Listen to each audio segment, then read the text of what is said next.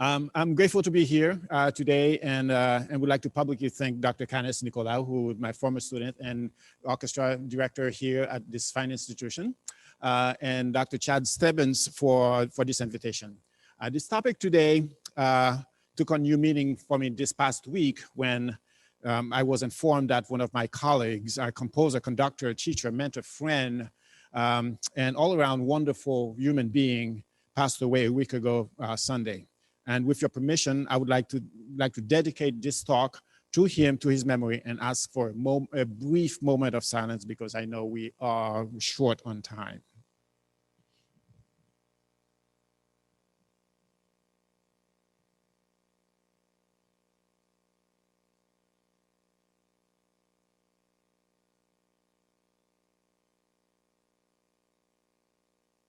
Thank you. Now, as far back as the 2300s BC, we know that women had been making their marks in classical music. Yet, if asked to name 10 women composers, most music students and perhaps even faculty would have difficulty coming up with those names. This becomes even more taxing if asked to name 10 African-American women composers. Here is a partial list of African-American women composers. I must admit that before my interest in the works of Shirley Graham Du Bois, wife of famed W.E.B. Du Bois, I would have been in the same boat as many of you. During my research for this talk, I could come up with maybe just 50. Let's put a pin on that and we will come back for the reason behind this low number. Let's expand the list a little bit more. Can you think of 10 composers, men or women of African descent, not just African-American composers? Now, given the short number and being short on time, we will not go through the process of you naming those 10 composers. I will not put you on the spot right now. But let's go a step further. Can you think of 10 composers, again, men or women, of African descent born in the Caribbean? If you are able to come up with even 5 names, you are part of a very exclusive club. Hopefully before the evening is out, most of you will also join that club. Now that we've spent a little bit of time in the trenches, so to speak, let's go back out to that 20,000-foot view. The central question of this lecture today is, why don't we know more about Caribbean composers? The answer would be quite obvious to all. Because classical music has been dominated, dictated, controlled by white men. I have oversimplified it. I've simplified this answer, but at the root of the anonymity of those composers, it really is that simple. There are layers upon layers of issues that expose before we can find a solution. This short lecture will serve as a catalyst for further discussions on this topic. I teach my students that luck is the intersection of means and opportunity. Those are the 2 ingredients for success. With a healthy dose of perseverance, work ethics, stick-to-itness, one only needs an opportunity to present itself to capitalize on it and bring about success. If you have one but not the other, it is that much more difficult to achieve success. Your chances of achieving that success are drastically reduced. Remove both of those ingredients and any lingering possibility of success is gone. But then, I must admit, there are also those who, against all odds, manage to carve out all their success. Now, I'm skipping a lot of stuff because it's not quite as relevant and I want to get to the heart of the matter. Earlier, I asked you to put a pin on the small number of African-American composers. Let's begin to unpack that a little bit. In late July, and this was easy to miss with all of the COVID-19 coverage, the New York Times ran an article on Joseph Boulogne. He was the son of a wealthy plantation owner who had settled on the island of Guadeloupe, one of the Caribbean islands. As the son of the wealthy landowner, Joseph Boulogne was afforded certain privileges, but having an enslaved Afro-Guadeloupean mother, there were certain limits to his privileges.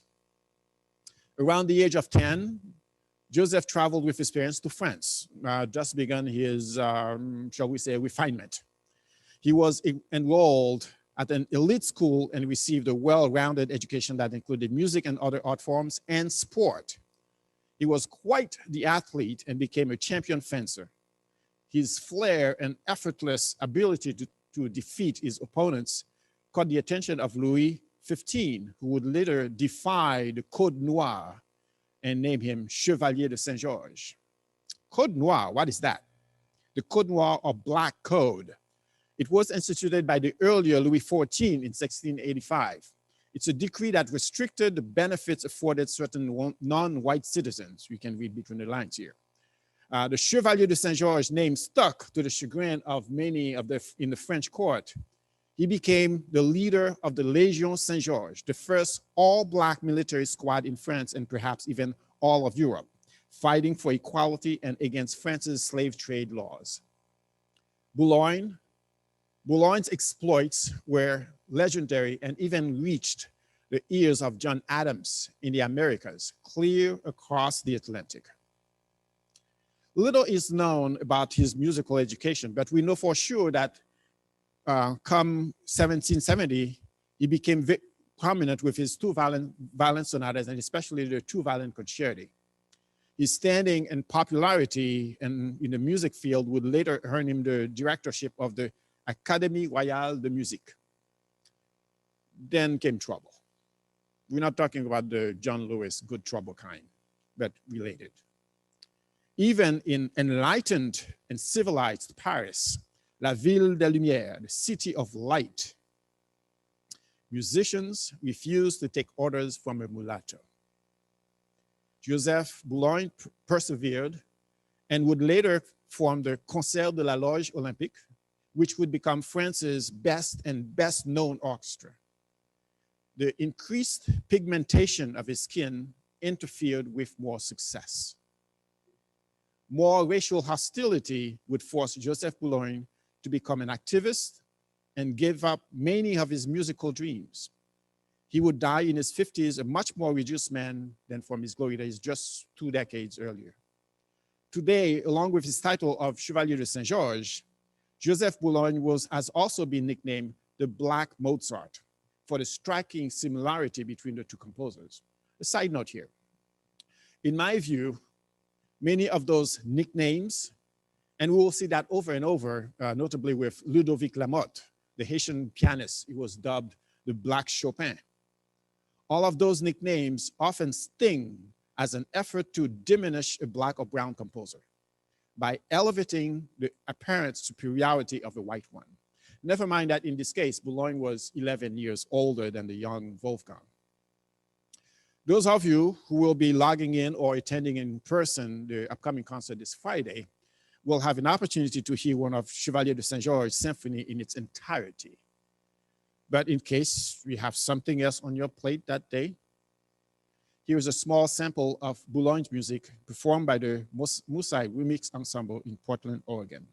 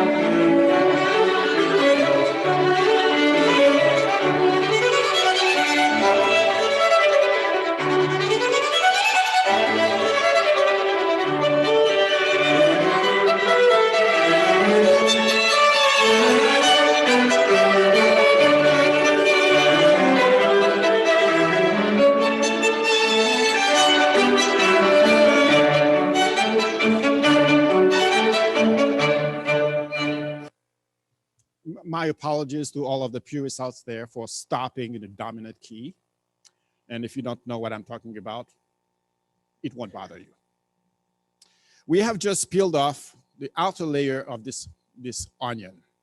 Surely, it is the most obvious and egregious, but it may perhaps be the hardest to stomach or shed. depending on which side of the tracks you happen to be. Today, the question of race is front and center, and it seems to dominate every conversation circle, and rightly so. The next few layers are not as apparent. Who are the judges, juries, and executioners? How do we define classical music? What lens is the music of Caribbean composers being judged with? Can you keep your identity as a Caribbean composer and succeed? What are the instruments available? What are the major hurdles facing most non-white artists, Caribbean composers specifically? What is being done to repair the harm caused by centuries of neglect and dismissive behavior, such as access to music education, cultural events, achievement gap, economic gap, geographic isolation, lack of role model, et cetera, et cetera. Much of those issues are beyond the purview of this talk and would take way too long to connect the dots. Judge, jury, and executioner.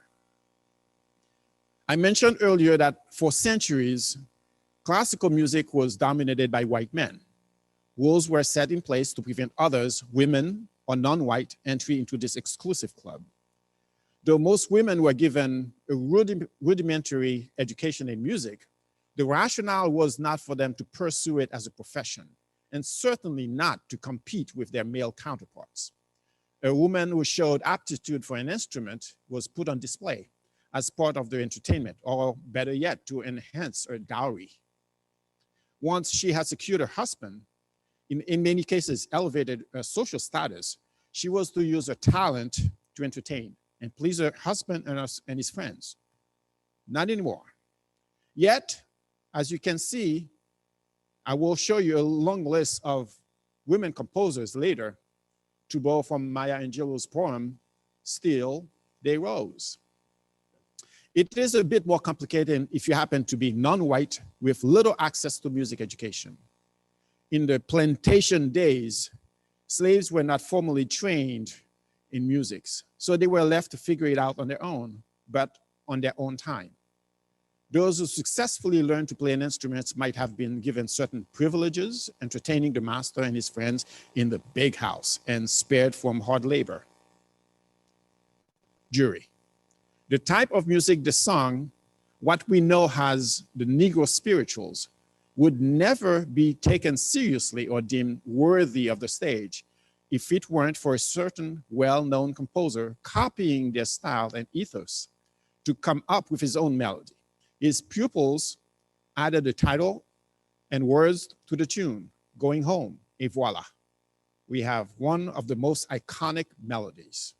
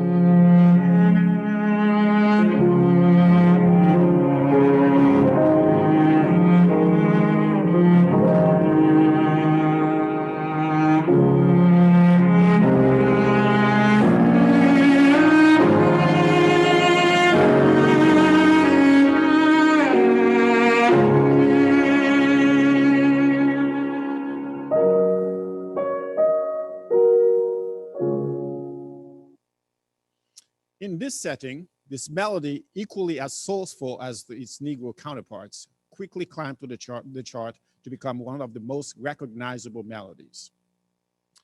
The point here is that music, that style of music had been around for some time, but it took a complete foreigner's homesickness to see their value, come up with his own version and use it in one of his symphonies.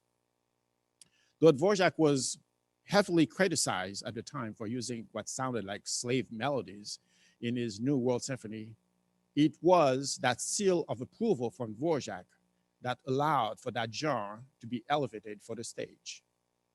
Before that, they were just barbaric melodies that slaves sung to themselves to pass the time, entertain and comfort each other, or remind themselves of their native land. A side note here, when you hear the words naive or native art used to describe a piece of art, whether it be a painting, a sculpture, or a composition, some folks may choose to see it as a term of endearment or simply as a geographical descriptor. But most will agree that there is quite a bit more to reveal. Those two tiny words may not be as innocent as they appear. In my opinion, they are code for primitive, unsophisticated, and polished, lacking depth. Of course, this all rests on the narrow lens used to define what should be considered classical music. Executioner. Though a few slaves became quite proficient on instruments reserved for European descendants, the thought that a slave would join an ensemble of similarly qualified white players would have been totally unacceptable. Not keeping your place in the world or technically surpassing a white player would be a punishable offense. As a result, orchestras were kept quite homogeneous for centuries. In fact, it was not until 1997 that we finally rid ourselves of that long homogeneously white sexist membership of a major orchestra, the Vienna Phil. Our record on ethnic diversity in a major orchestra is equally abysmal. To understand this lack of diversity in today's orchestra, we must go way back to the colonies. In the Caribbean, there was a long history of suffocating, repressing, punishing, threatening any slave who even thought that they were equal to or better than any white person. This segregationist and terrorist attitude, but even more important, the impunity with which they were allowed to keep their proverbial knee on the social justice scale, ensured that slaves and their descendants would continue to be denied access to any form of education or self-elevation, be treated worse than cattle, or in the best of worlds, be subjugated to second-class citizenry. It will come as no surprise then that much like academia, change in classical music moves at a glacial pace. Unless confronted with a moment in time that threatens its survival. So it is that it took the very situation that we are in to force us to reassess our future and how we might possibly survive this new environment. Let me point out that this is not a new phenomenon. We, and I'm including myself in all this, we have known this for a while. Classical music in its last format had been losing the fight to retain its subscribers and patrons.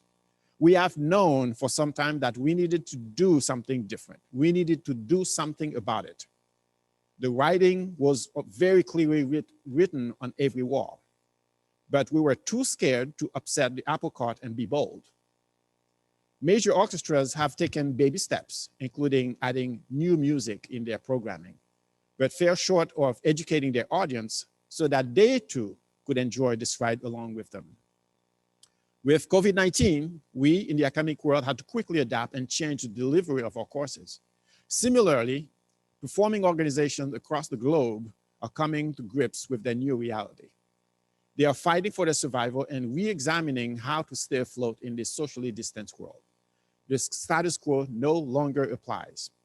I say all this because this presents a unique opportunity to reinvent ourselves. With many performance organizations shifting their seasons to streaming for the foreseeable future and figuring out how to charge for this virtual concert hall service for a fee, returning to the standard repertoire, what many of my students will call a bunch of dead white guys, will lose its appeal very quickly.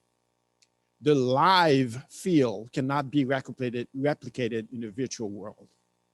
The power of that sound washing over you, 100 or so musicians playing together, tugging at the emotional strings, That might come back someday, but for now, we need to worry about how we will survive until the time that we are able to pack a concert hall and enjoy this experience together. But for now, we will be depending on our internet service not to drop. Before I get off my soapbox here, let us take a moment and be truly honest with ourselves. Picture your affluent donor, your affluent patron logging in to catch the live stream performance on their state-of-the-art screen and audio system for a fee. How long do you suppose this will last? As wonderful as they are, where is the appeal of another Brahms symphony being streamed online for a fee when you can simply YouTube a video of that same symphony with your choice of conductor or orchestra? Only the nerds like myself and perhaps some of you will tune in for a new interpretation. That market is fairly small and couldn't possibly keep an orchestra budget in the black. How do we define classical music? What metrics are used to make that determination? Who decides how those metrics are used? The Oxford Dictionary defines it as music written in a Western musical tradition, usually using an established form, for example, a symphony. Classical music is generally considered to be serious and to have a lasting value. The key here, no pun intended, is Western musical tradition. But there's also the loophole, usually, that is yet to be explored fully. Other sides were equally vague. For example, one stipulated that it is music that is considered to be part of a long formal tradition and to have lasting value. And then there's the more restricted definition of classical music as music written within this time period. I'm not going to bore you with more definition, but suffice to say that I was not given a satisfactory answer, which I'll translate as, if I can make a case for it, then it should count. Moving forward, I will simply refer to any music that I believe fits those criteria as art music. So here's my pitch. We have an opportunity to present new works, new sounds, new approaches to compositions, new instruments, and make use of new technology.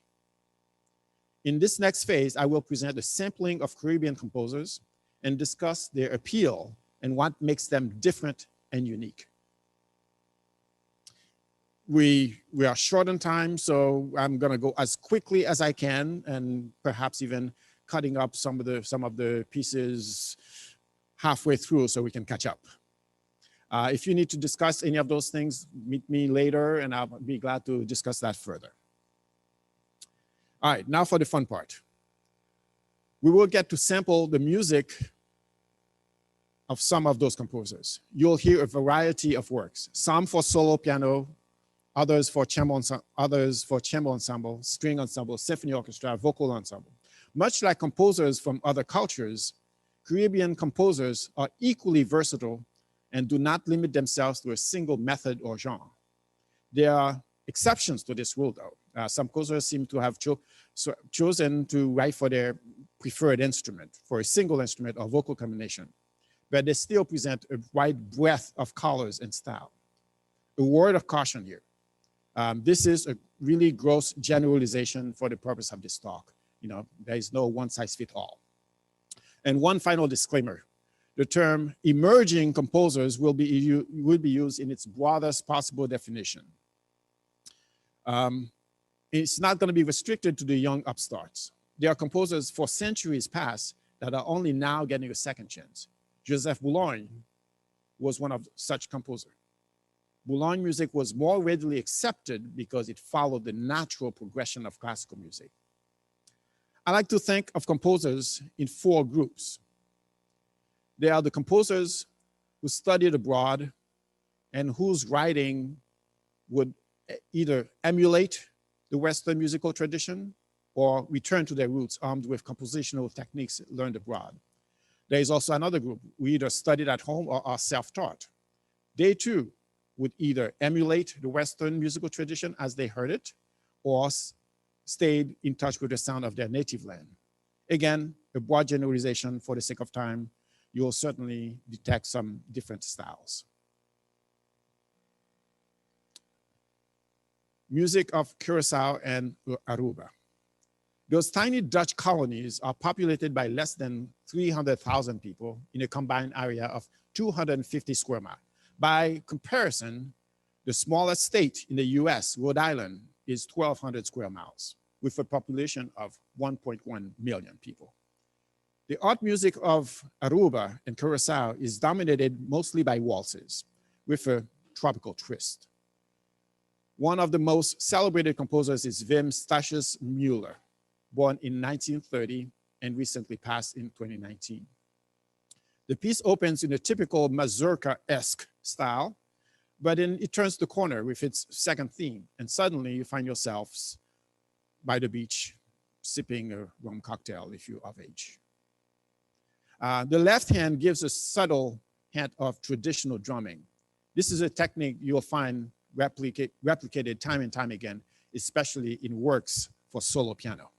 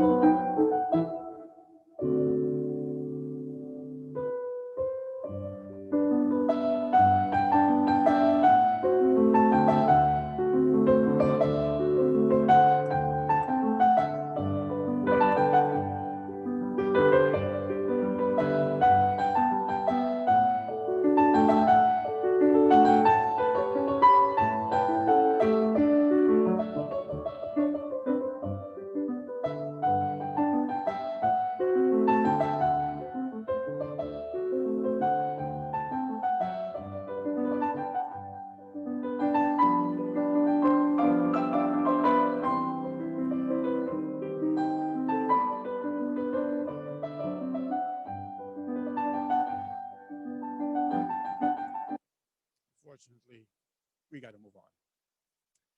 Earlier, I mentioned that Caribbean composers are versatile and indistinguishable at times from their European counterparts.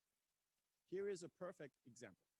Dominique Legendre, born and raised in Trinidad, had a passion for pen music in her early years. She played in a school steel pen orchestra and even wrote calypso, the traditional popular music of Trinidad. She went on to study composition and film scoring in the UK. Over the years, she has composed for multiple projects, including writing the score for all 38 Shakespeare's plays. The piece that we will hear a portion of evokes Barber, Sondheim, and many other composers who have influenced her writing. Ms. Legendre also writes with the sound of a native Trinidad. A quick survey of her discography will reveal a composer with a large palette of sound, style, and texture. So to answer your question, can you keep your identity as a Caribbean composer and succeed? If we examine Ms. Legendre's path, the answer seems to be yes. But must one make it as a regular composer first? Must there be a proving ground, so to speak? We will explore this question later. For now, here is music by Dominique Legendre for voice and piano, selection from White Egrets. And I may have to cut it again to catch up.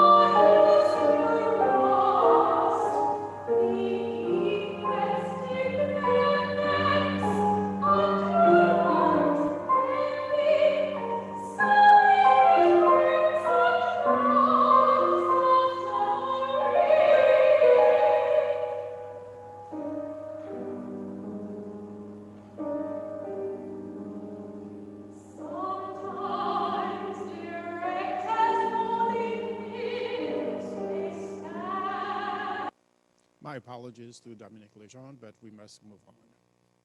I would be remiss if I didn't include Trinidad and Tobago's most famous instrument, the steel pan, which brings us to the next roadblock, availability of instruments and the reluctance to accept the steel pan, an instrument that was not invented by a dead European person on the world stage.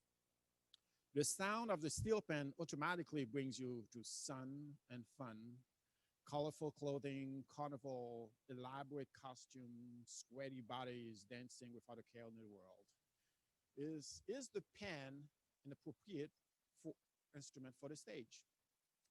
I would argue that if Bach had heard the sound of the pan back in 1721 when he was writing the Brandenburg Concerti, he might have found a use for it.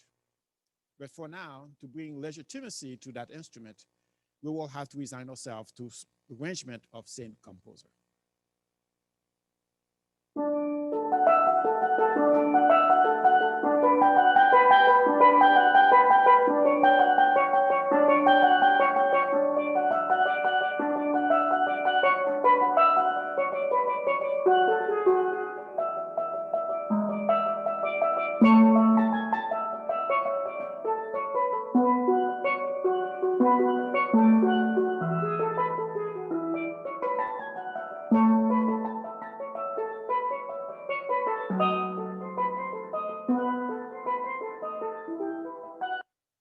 I'm sorry. I know you want to hear the rest of it. Uh, the internet can be a wonderful place, so go forth and search. Music of Guadeloupe. With a population of under 400,000, Guadeloupe is nearly 630 square miles, so half the size of Rhode Island. The island has no conservatory, no professional orchestras.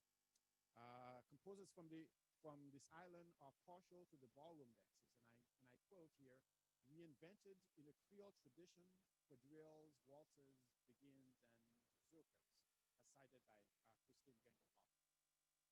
By far, Chevalier de Saint-Georges is the most celebrated composer. He is a national treasure. An ensemble, the Ensemble Instrumental Chevalier de Saint-Georges, was formed and regularly performs his music. They even have a music festival named after him, the Saint-Georges International Music Festival. Check it out. From the small sample that we had heard earlier, in the harmonies, key relationships, instrumentation, form, nothing strayed much from what many of his contemporaries were also writing. Though a unique qualifier of the music of Boulogne, especially the violin concerti, is the more technical aspects of those works. Another notable composer from Guadeloupe who composed mostly for piano is Alain-Pierre Pradel. Mr. Pradel seeks to unite the classical sounds with the local airs of his native Guadeloupe. Here is a sample of Pradel's music. Pomme Cannelle is written in rondo form. For the non-geeks out there, it signifies that a theme, called it theme A, keeps returning after each contrasting interlude. So we'll have A, then theme B, and then theme A comes back, and then C, and then A, and then so on and so forth. A form used by countless classical composers. What gives this its island flavor resides in the treatment of the left hand. Now, if you can remember back to Statius Müller, the imitation of a slow Jan Valou. And if you want to know about Jan Valou, Dr. Nicolas will tell you more about it later, some other time. So here's Pomme Cannelle.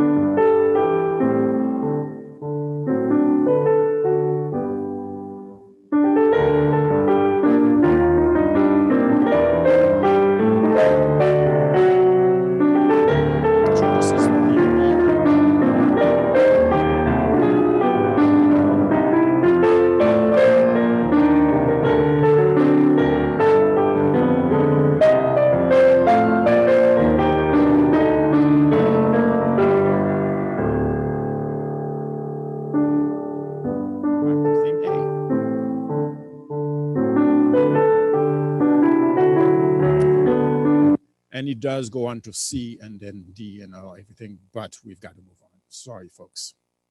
Sorry to be so quick on this. We will have to spend a little bit more time sampling the music of Haiti. There's a wide range of styles and influences in Haitian art form, ranging from the neoclassical to avant-garde to film music. There is a little bit for all tastes. A good majority of composers wrote for their primary instruments, but many took a leap of faith and ventured far out of their comfort zones. I found it difficult to pigeonhole Haitian classical composers, even in the broadest generalization. So I'll try to give you different styles, instrumentation, or size group. Haiti has seen a steady stream of classical composers over the years, writing in all kinds of styles, from the piano music of Ludovic Lamotte to the military marches of Auxil Gentil. The last few years especially, there has been a huge surge of young composers taking up the challenge. Many are self-taught or depend on the generosity of foreigners to receive some valuable summer instruction of help. Sabrina Jean-Louis Clair de Lune, meaning moonlight, written in the aftermath of the 2010 earthquake in Haiti. This piece, written for string ensemble, reflects the innocence of a young lady when she was just 14. The harmony is very wholesome and peaceful, in sharp contrast to the deadly earthquake that devastated the country. Sabrina was self-taught around the time that she wrote this piece. In an interview, she mentioned that when she composes, she simply hears the sound in her head and writes it down. It shows an unusual level of sophistication and understanding of string instrument for a young composer. She has since made major strides. Sabrina relies on a deep faith to guide her writing. Here is Claire de Lune.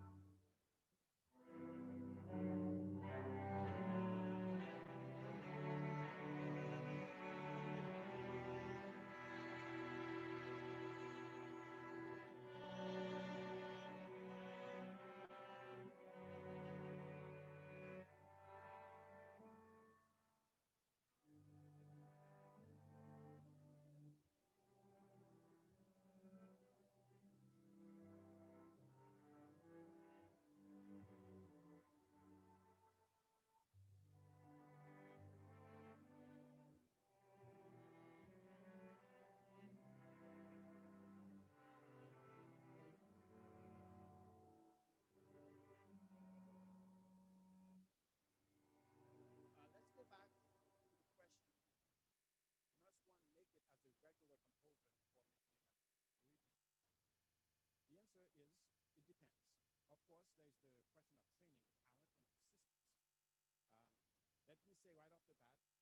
that so-called regular composers do not have it easy either, or not.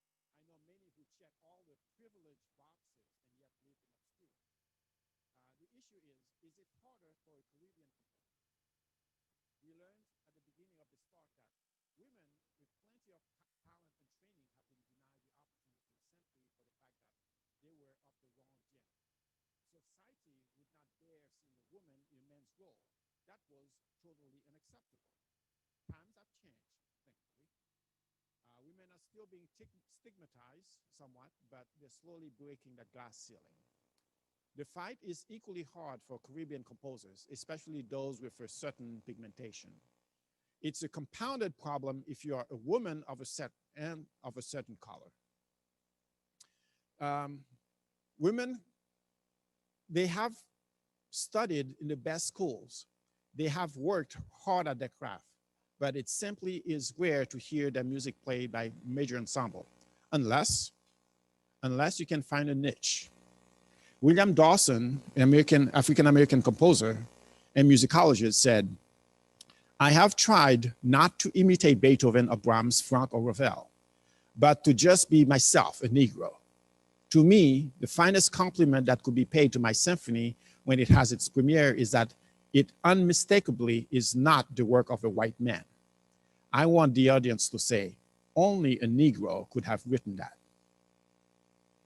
So if your goal is precisely to set yourself apart from the European counterparts, then there is a treasure trove of melodies in the Negro spirituals. Even Dvorak has urged his American students that, and I quote, "The future of this country must be founded upon what are called the Negro melodies. This must be the real foundation of any serious and original school of composition to be developed in the United States." One of the many composers writing choral music is a young man by the name of Sidney Guillaume. His writing is modeled after another Haitian composer, Émile Desamours, who spent most of his life in Haiti writing for choral ensembles, using folk and traditional melodies. In his own words, Sidney wants to, and I quote, "foster an awareness of the beautiful Haitian culture and continue to serve as an ambassador for his native country." Sidney is now a rising star in the vocal ensemble world, and you will hear why. Here is his Carnaval, as performed by the Maine All-State Choir.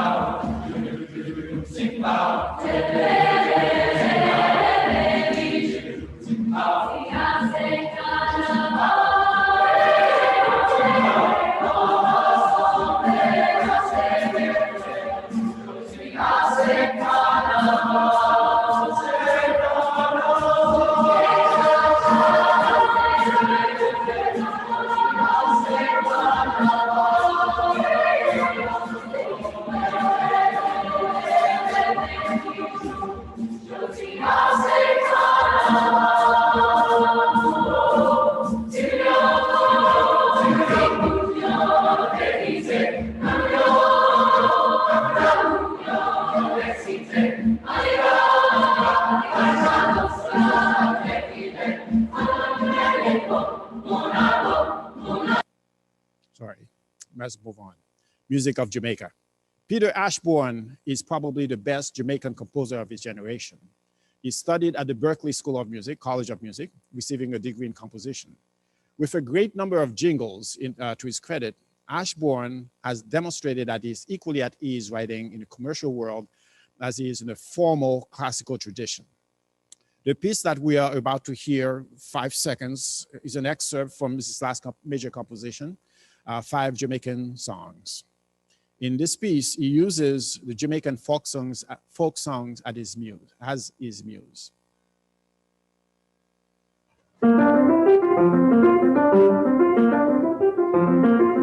This long time girl, we never see you. Come make me hold your hand. This long time girl, we never see you.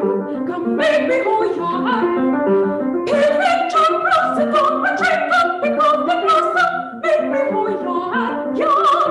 Make me hold your hand. This long time girl, we never see you. Come make me walk and talk. This long time girl, we never see you. Come make me walk and talk. We must move. Music of Cuba. The many experiences and influences in her life have made Tanya León one of the best living composers from the Caribbean. Tanya León is, or should be, a household name. She has been honored and profiled by all of the major networks for her teaching, advocacy for the arts, conducting and advisory roles for arts organizations. Her compositions deserve much more attention than they are given. The rich mix of cultures in the native Cuba, African and Latin rhythms, traditional drumming, santeria, and jazz all come into play in this next selection. This was a piece written for the Dance Theater of Harlem.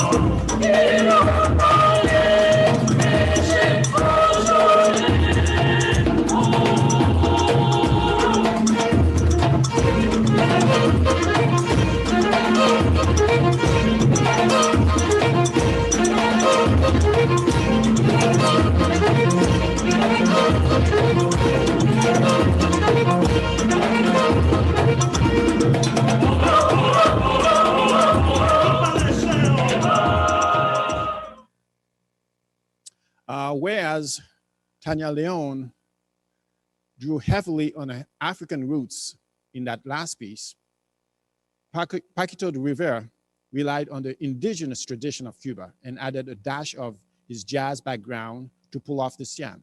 It's complex, driven, and a heck of a lot of fun to perform. Paquito is well known in the jazz world. He is equally comfortable in the classical medium as he is in the jazz.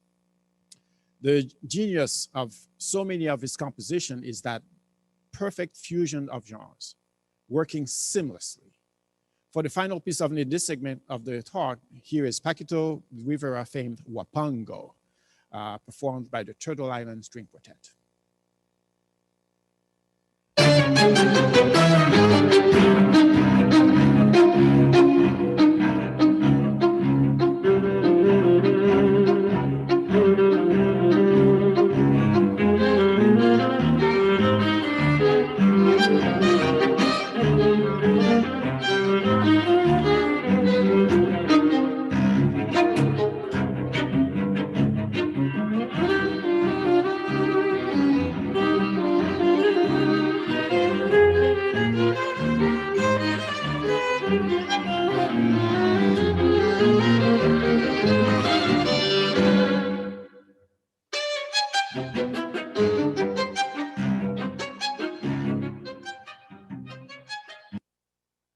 Sorry, Wapango, Google it, fun.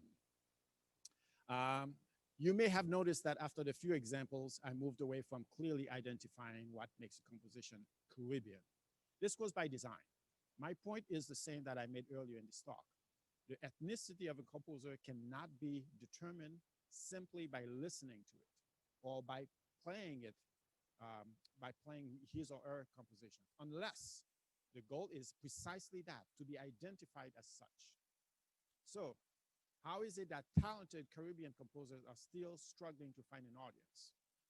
This question was asked of Undine Smith Moore, African-American composer. She replied that she had, and I quote, no early contact with anyone who knew how to go about getting anything published. Worse still, she would, by her position as a Black child, have automatically assumed that this was not intended for her, even if she had heard it discussed. She continues that, I quote, she cannot logically blame the publishers for not publishing works which were never submitted, but she can blame the society which educated her to feel her otherness. That left her ignorant of that which was accessible to those of the dominant group with similar talent, end quote. This gets to the larger question, the larger discussion of centuries of neglect and dismissive behavior, such as access to music education, cultural achievement guide, and all of that we simply cannot unpack right now. In his 2013 dissertation abstract, Mark Lorax wrote, and I quote, art music composers of African descent have composed works for symphonies and chamber ensembles for more than a century. They are as comfortable speaking in the musical language of Europe as they are speaking in the vernacular languages of blues, gospel, jazz, R&B, and hip hop. The American poet Nikki Giovanni wrote, "We are all imprisoned in the castle of our skins. Once we learn to accept our past and the sins of our ancestors, we will be better placed to accept and celebrate our differences." I'm truly glad to be a part of this festival. What a wonderful initiative it is to explore a corner of the world every year. I commend the festival organizers and for their vision and their hundreds of individuals tirelessly working behind the scenes to make this vision a reality. It is only this sort of teamwork pulling together in the same direction that will ensure that Caribbean composers will be judged solely by the merit of their work. As closing, I would like to play a piece by my mentor that I mentioned earlier, Julio Racine. This is Tangente au Yan Valou for flute. And I welcome your questions later.